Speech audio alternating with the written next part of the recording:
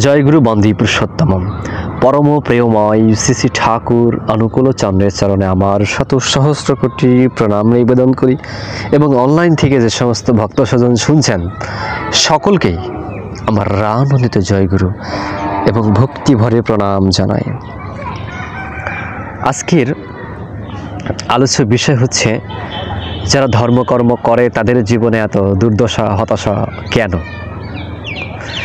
ঠাকুরের কাছে এক ভক্ত প্রশ্ন করছে, ঠাকুর যারা ধর্মকর্ম করে ধর্মের পথে চলে তো তাদের জীবনে এত দুঃখ দুর্দশা হতাশা কেন? ঠাকুর খুব সহজ করে বলছেন যে মজুত অপকর্মের ফল খুব দ্রুত বেরিয়ে যায়, তবে সে যদি নিষ্ঠা সহকারে করণীয় করে চলে তবে সেই জায়গা থেকে সে কিন্তু বের হয়ে আসে। অর্থাৎ আমরা অনেকেই চিন্তা করি যে আমি তো ধর্মকর্ম করছি, ভগবানের কাজকাম করছি, অথচ আমার পাশের বাড়িতেই একজন সে কিছুই করছে না, অথচ সে আমার চাইতে ভালো আছে। অর্থনৈতিক দিক হোক, তার বাড়ি গাড়ি থেকে শুরু করে মানে সকল বিষয়ে সে ভালো আছে, কিন্তু আমি সেই অর্থে ভালো নেই। এটার বিষয় হচ্ছে আমরা কিন্তু এক জীবনের কর্মফল ভোগ করি না, বহু জন্মের ফলগুলো আমরা ভোগ করে থাকি। ওই যাকে আপনি খালি চোখে দেখছেন ও কিন্তু হয়তো এই জন্মের ফল ভোগ করছে না, ওর বহু জন্মে ভালো যে ফলগুলো ছিল সেটা মজুদ ছিল, সেটা কিন্তু ক্ষয় হচ্ছে। সেই ভোগ করার মধ্য দিয়ে তার কিন্তু ক্ষয় হচ্ছে এবং সে যে এ জীবনে এসে যে খারাপ কিছু করছে, খারাপ ফলগুলো সে করছে, এটারও কিন্তু একটা খারাপ ফল একটা জায়গায় জমা হচ্ছে। এটা হতাশা হওয়ার কিচ্ছু নেই। আবার আমি আপনি হয়তো বেশ ঠাকুরের কাজ করছি, ভগবানের কাজ করছি, আমাদের দুঃখ দুর্দশা হতাশা এত কেন? কারণ ওইটি ঠাকুর বলছেন যে মজুত অপকর্মের ফল খুব দ্রুত বেরিয়ে যায়। এটা দ্রুত বেরিয়ে যাওয়াটাই ভালো।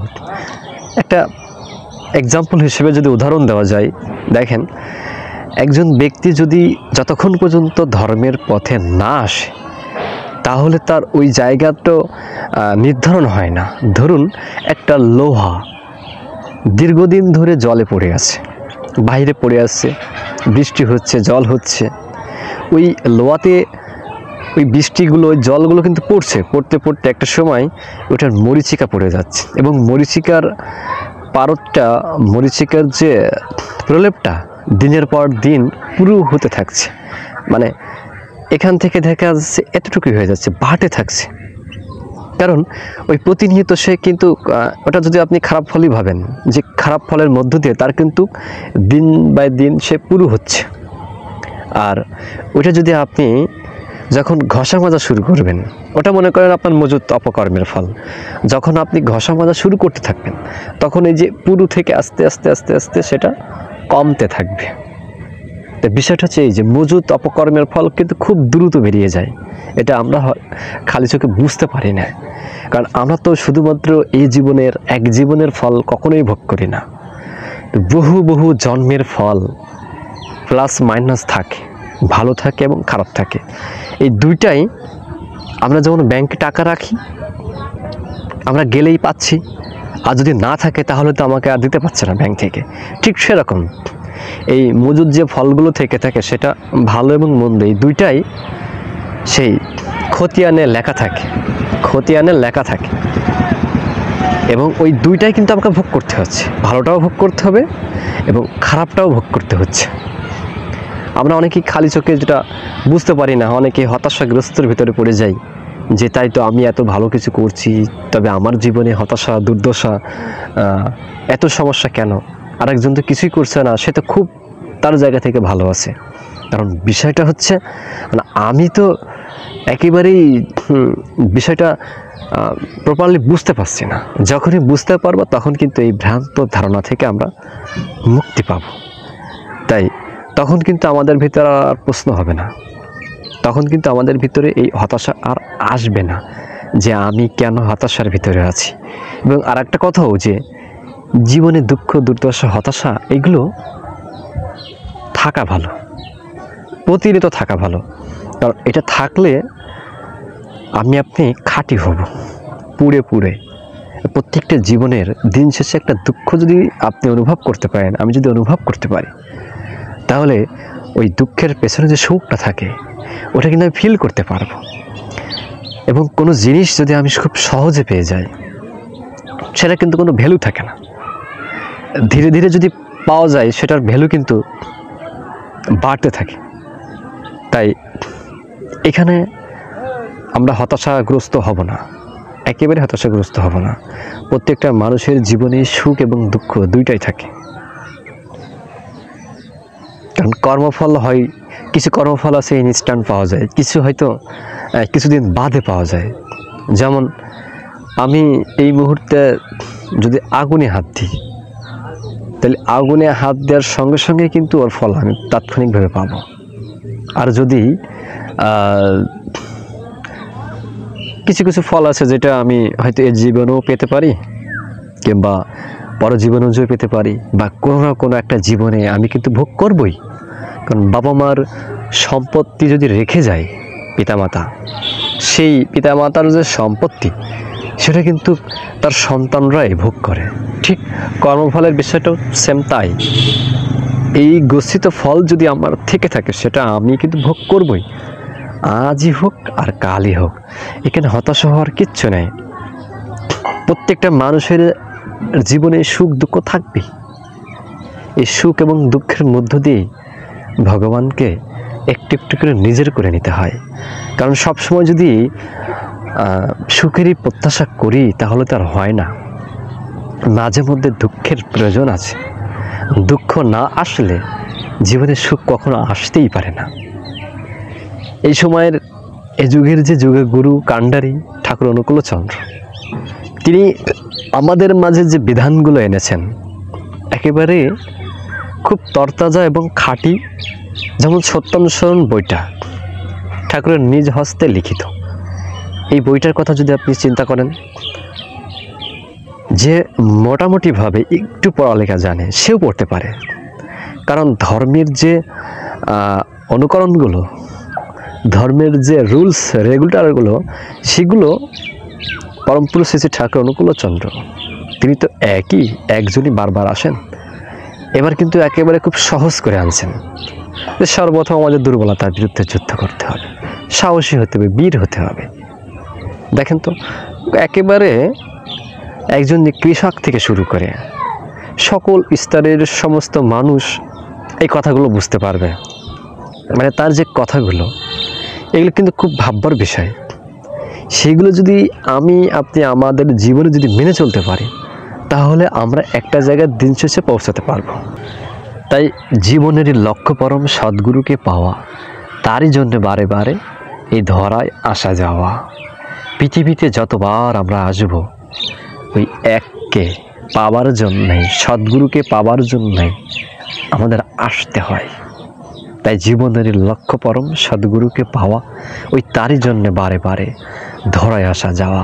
ওই তিনি কখনো রাম, কৃষ্ণ, বুদ্ধ, যিশু, কখনো আবার ঠাকুর অনুকূলচন্দ্র, ওই এক সত্তাই যখন যখন ধর্মের গ্লানি হয়েছে, ওই তখনই ওই এক সত্তাই এই পৃথিবীতে আসেন এবং মানুষ রূপে আসেন। কারণটা কি? ঠাকুরের কাছে কিছু ছেলে মেয়ে প্রশ্ন করছে যে ওই আকাশের ভগবান, এবং এই যে আকাশের ভগবান আর বিষয়টা হচ্ছে যে নররূপী ভগবান। ঠাকুর বলছেন যে দেখ, ওই আকাশের ভগবান তোদের কোন কাজে লাগে? বিষয়টা তো তাই। ঈশ্বর ভগবান যখন নিরাকারে থাকেন, তখন তাকে আমরা ঈশ্বর বলি। তাকে তো আমরা দেখতে পাই না খালি চোখে, তবে তিনি আছেন। ওই নিরাকার ব্রহ্ম যখন আকার ধারণ করে, আমার আপনার মতো মানুষ রূপে পৃথিবীর মানচিত্রে আসেন, তখন তাকে আমরা ভগবান বলি। এই সহজ কথা আমরা বুঝতে পারি না। আর আমরা তো মানুষ, তাই তাকে মানুষ রূপে আসতে হয়। আর যখনই মানুষ রূপে আসেন, তখনই তার কথা আমাদের বুঝতে সহজ হয়। এটি হচ্ছে মধ্য কথা, খুব সহজ হয়। কারণ আমরা তো মানুষ, তিনি যখন মানুষ রূপে আসেন, আমাদের মতোই দেখতে শুনতে, আমাদের মতোই সব কিছু করেন। তাই আমরা অনেক সময় তাকে অবজ্ঞা অশ্রদ্ধা করে থাকি। ভগবান যখনই পৃথিবীর বুকে আসেন, তাকে কিন্তু চিনিয়ে দেওয়ার প্রয়োজন হয় না। তার ভক্ত পার্শ্বদ যারা থাকে, তিনি যে ভগবান সেটার তার লীলার মধ্য দিয়ে প্রকাশিত হন। আচ্ছা ভাবেন তো, ঠাকুর অনুকূলচন্দ্র যখন খুব ছোট, তার যদি পৃথিবীর জগতের কথা বলি, ওই সময় রবীন্দ্রনাথ পরিপক্ষ, নজরুল পরিপক্ষ, পৃথিবীতে হাজার হাজার যারা সাহিত্যিক ছিল, রাজনীতিবিদ ছিল, তারা তো অনেকেই পরিপক্ষ। ঠাকুর অনুকূলচন্দ্র ওই পাবনা পেরিয়ে, উত্তরবঙ্গ পেরিয়ে, হেমায়তপুর পেরিয়ে, বাংলাদেশ পেরিয়ে, উত্তরবঙ্গ, মানে সারা পৃথিবী পেরিয়ে আজকে সারা বিশ্বের মানচিত্রে একটা জায়গা করে নিয়েছে। বিশ্বকবি রবীন্দ্রনাথ ঠাকুর, তিনি তো একজন মানুষ, তিনি কি সেই জায়গায় যেতে পেরেছে? কারণ তার প্রকাশ এমনিতেই হয়ে যায়, এটার ওইভাবে প্রকাশ করার প্রয়োজন হয়ে ওঠে না। কারণ তার যে লীলার মাধুর্যতা, সেটা এমনিতেই প্রকাশিত হন। আজকে ঠাকুর অনুকূলচন্দ্রর যে শত শত এই কোটি কোটি মানুষ যে দীক্ষিত, আনুমানিক হয়তো 15 থেকে 20 কোটি এর ভিতরে দীক্ষিত, তাহলে আজকে সৎসঙ্গ যদি ঠুনকো কোনো কিছু হতো, তাহলে তো 2 দিন বাদেই সৎসঙ্গ থেকে মানুষ বিদায় নিত। কারণ সবাই দেখছে যে এই জায়গাতে এসে মানুষ কিছু জানতে পারছে, শিখতে পারছে, মানুষের উন্নতি হচ্ছে। একেবারে বিজ্ঞানের সঙ্গে মিলকরণ করে ঠাকুর ধর্মটাকে বাস্তবায়ন করে দিয়ে গেছেন প্রত্যেকটা বিষয়ের উপরে। খুব সকালবেলায় শুধু সৎসঙ্গীরা না, সকলকেই খাওয়া উচিত থানকুনি পাতা। কারণ এই যে থানকুনি পাতা খেলে কি হয় জানেন? আমাদের এই যে ব্রেনের ভিতরে এক ধরনের নিউরন থাকে, যেটা দেখতে কলমের মতো। এই নিউরনটা যার যত কালো থাকে, সে তত মেধাবী হয়। সাধারণত এটা বিজ্ঞানীরা ধরে থাকে, অ্যানালাইজ করছে। যে নিউরনটা যত কালো করা যায়, তত মেধাটা প্রখর হয়। এবং এটার জন্য সবচাইতে বেশি ভালো হয় থানকুনি পাতাটা প্রতিনিয়ত সেবন করা, 1 থেকে 2টা। যাদের গ্যাস্ট্রিক আলসার, মানে বিভিন্ন এই যুগে দেখবেন যে মানুষের কিন্তু বিভিন্ন পীড়াজড়িত যে সমস্যাগুলো, আমাশয়, বিভিন্ন কলেরা, এর আগে হতো আর কি, বর্তমান সময়ে যে বিভিন্ন পেটের যে সমস্যাগুলো, গ্যাস্ট্রিক, এই সমস্ত সমাধান থেকে মুক্তি পাওয়ার জন্য প্রতিনিয়ত যদি কোনো ব্যক্তি থানকুনি পাতা গ্রহণ করে, তাহলে সে ওই জায়গা থেকে কিন্তু ওভারকাম করবে। প্রতিনিয়ত খেতে হবে। বাসি পেটে যদি আপনি এই 1 থেকে 2টা ডগা সহ যদি আপনি সেবন করেন, আপনার গ্যাস্ট্রিকের সমস্যা থাকবে না। আজকে শুধু বাংলাদেশ নয়, ভারতবর্ষের বিভিন্ন জায়গা, বাংলাদেশ বলেন বা বিভিন্ন দেশেই সবচেয়ে বেশি বিক্রি হয়েছে কিন্তু এই গ্যাস্ট্রিকের ট্যাবলেট। একবার চিন্তা করেছেন, এই গ্যাস্ট্রিকের যে ট্যাবলেট খেতে খেতে আমাদের কিন্তু লিভারে সমস্যা হয়ে যাচ্ছে দিনের পর দিন। এর হাত থেকে উপায়ের জন্যে প্রতিনিয়ত যদি কোনো ব্যক্তি থানকুনি পাতা খেতে পারে, এবং তার অভাবে সে চাইলে তুলসী পাতাও খেতে পারে।